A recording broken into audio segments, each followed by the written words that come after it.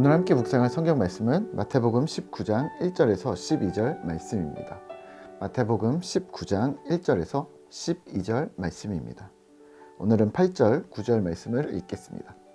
예수께서 이르시되 모세가 너희 마음의 완악함 때문에 아내 버림을 허락하였거니와 본래는 그렇지 아니하니라. 내가 너희에게 말하노니 누구든지 음행한 이유 외에 아내를 버리고 다른 데 장가드는 자는 간음함이니라. 아멘. 오늘 함께 생각할 주제는 못된 심보, 강팍함입니다. 본문 마태복음 19장에서는 이혼과 결혼 생활에 대해 언급을 하고 있습니다.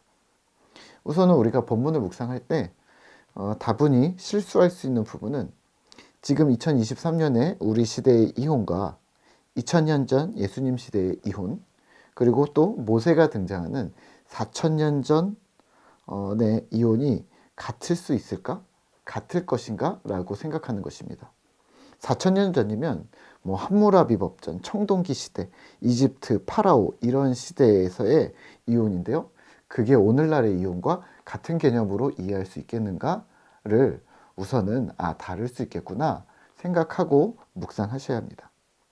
그러니까 오늘 본문은 이 본문을 가지고 원칙적으로 이혼을 합리화할 수도 또는 이혼의 근거를 삼을 수도 없다는 것을 염두에 두셔야 합니다.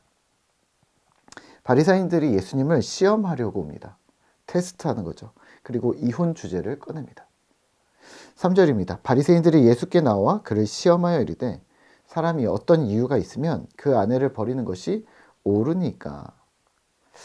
이렇게 묻습니다. 아내를 버리는 것이 가능합니까? 어떤 이유로 가능합니까? 물론 예수님이 안 된다고 하셨겠죠.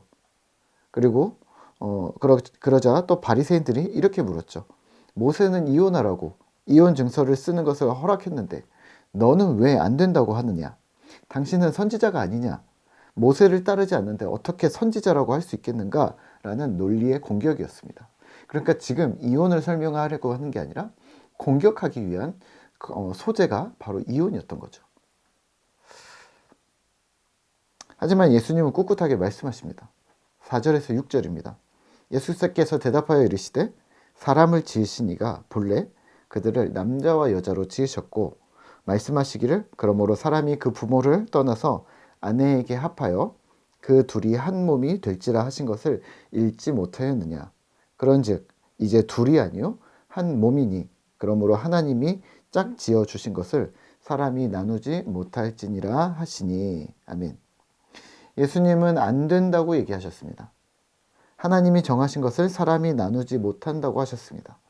이게 우선은 성경의 원칙입니다. 그런데 왜 이렇게 원칙을 다시 짚어주신 걸까요? 예수님 당시의 이혼과 모세 시대의 이혼에서 어떤 불합리함이 있었던 걸까요? 우선은 구약이든 신약이든 인권이라는 측면에서는 매우 열악한 환경이었음을 기억하셔야 합니다. 2000년 전, 4000년 전이잖아요. 예수님 당시와 또 그 이후로도 한참 동안 역사적으로 우리의 역사적으로도 여자와 어린아이, 노인은 인간으로 대우하지 않았었습니다. 종과 노예보다 여자와 어린아이가 나았다고 볼 수 있을까요? 네, 잘 모르겠습니다. 왜냐하면 로마 시대, 스파르타, 그리스, 영화 300 이런 것들을 생각하시면 되는데요. 전쟁과 침략이 많았던 자신의 부족 또는 국가 이를 지키기 위해서는 군사력 증강에 필요한 인원들을 중요시했습니다. 당시 로마 시대에 여자 아이가 태어나면 쉽게 버렸다는 증거들, 방치되었던 어린아이들과 또는 착취당했던 여성들의 비참한 이야기들은 세계사 곳곳에 남아 있습니다. 구약 역시 마찬가지입니다. 구약의 이혼은 고대 유대 랍비들에게서 엿볼 수 있는데요. 힐렐이라는 랍비는 어떤 이유로든 이혼이 가능하다고 했습니다. 예수님 당시에 있었던 랍비들입니다. 아주 손쉬운 이유로 어떤 이유든 이혼이 가능해. 뭐든지 갖다 붙이면 이혼할 수 있어. 예를 들면 이런 거죠. 아내가 저녁밥을 태웠다거나 아니면 남편에게 불친절하게 대한다면 이혼의 사유가 된다고 가르쳤습니다. 물론 랍비들마다의 정도의 차이는 있었습니다.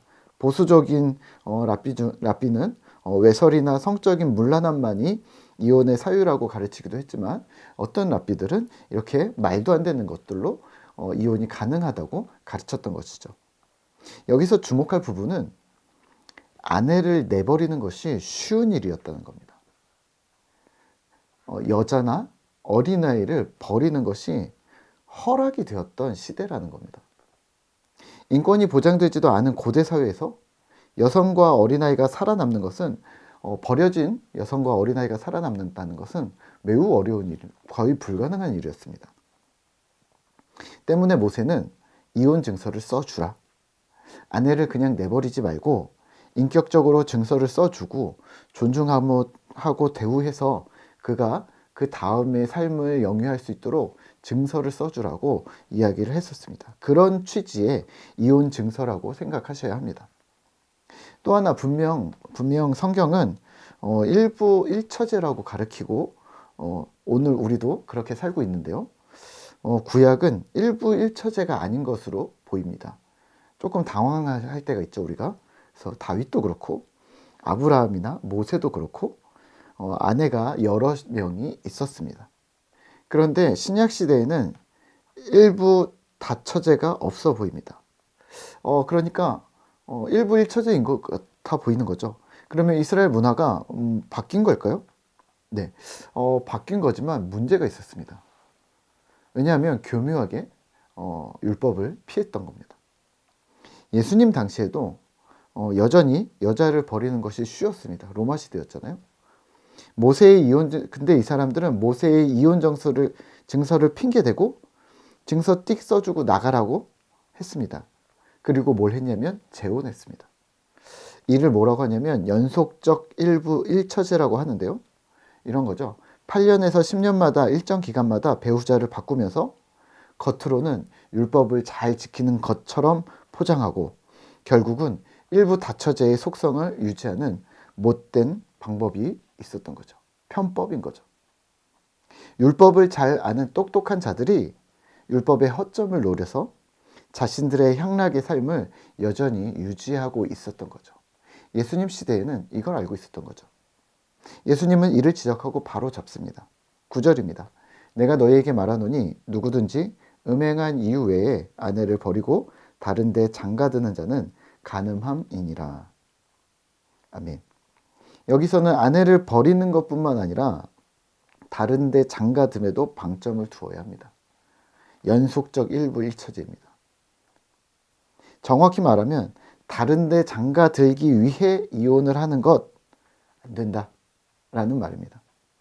율법 안에 있으면서도 죄를 버릴 생각이 없는 완악함, 죄를 짓고 있으면서도 무감각한 강팍함, 또 사회 통념상 가능하고 문제가 없으니까 하나님 앞에서 이거 괜찮아 라고 생각하는 하나님의 의로우심에 대한 무지, 또 약자와 소자에 대한 무정한 이 못된 심보를 예수님은 오늘 지적하고 있는 겁니다.